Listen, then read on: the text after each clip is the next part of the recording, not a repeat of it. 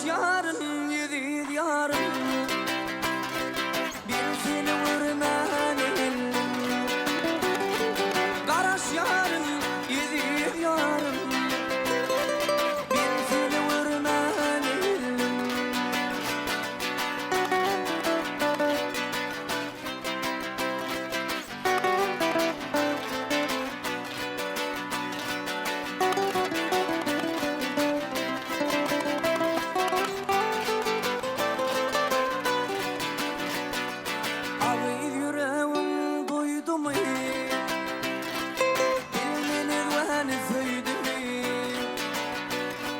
Senin yüreğin duydu mu?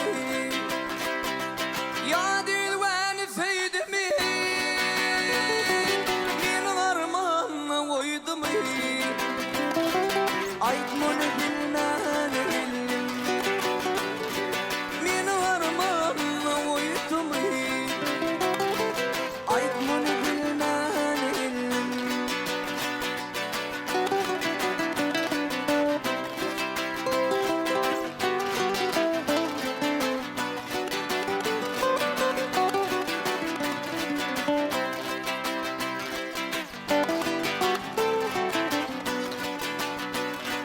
Aydarman şehidin min kimi edilen vada mümkün mi? Aydarman şehidin min kimi mukaddes vada mümkün mi? Yana şu doşuşun insan kimi aytmanı bilmenin. Yedim sana dem ollu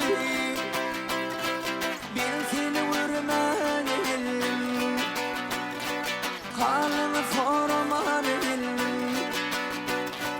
bir fili vurmanın.